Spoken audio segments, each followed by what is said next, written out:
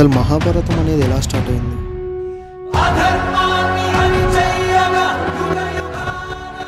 ఇది వచ్చేసి ఆది పర్వం, ద బిగినింగ్ ఆఫ్ మహాభారత. చాలా ఇయర్స్ బ్యాక్ హస్తి అనే రాజు హస్తినాపురాన్ని కనుక్కుంటాడు.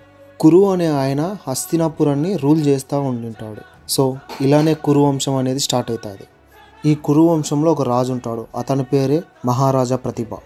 ఈ మహారాజా ప్రతిభ సన్ వచ్చేసి సనాతను.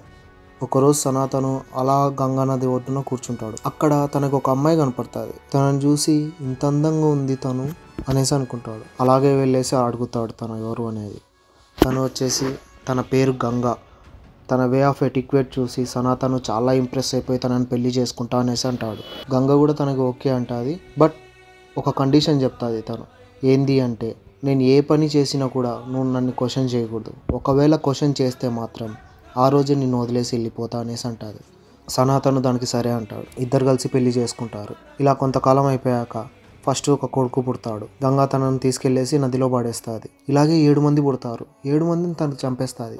ఒకరోజు సనాతను ఇంకా అడిగేస్తాడు, ఎందుకు, ఏమైంది నీకు, ఎందుకు ఇలా చేస్తున్నావు అనేసి. అప్పుడు గంగా చెప్తుంది, మన ఇద్దరికి ఒక కర్స్ ఉంది,